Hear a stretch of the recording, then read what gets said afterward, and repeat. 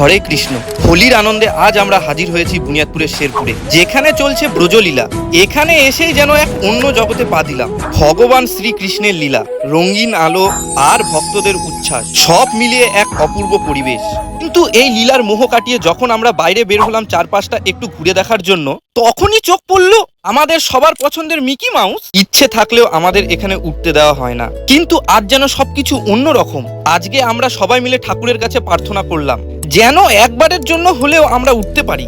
আর কি জানো, আজ ঠাকুর আমাদের কথা শুনেছে। একটু বোঝানোর পর অবশেষে রাইডের মালিক রাজি হলেন, আর আমরা তিনজনই ফিরে গেলাম ছোটবেলায়। লাফালাফি অজস্র হাসির মাঝে হারিয়ে গেলাম পুরনো দিনের আনন্দে। কিন্তু মজা করতে করতে হঠাৎ খিদে পেয়ে গেল। তখনই শুনলাম এখানে প্রসাদ বিতরণ হচ্ছে। ভাগ্য কি দারুণ আমাদের! ভক্তি আর আনন্দের এই দিনে যেন ভগবান নিজেই আমাদের কাছে প্রসাদ পাঠালেন। আজকের দিনটা অন্যরকমই।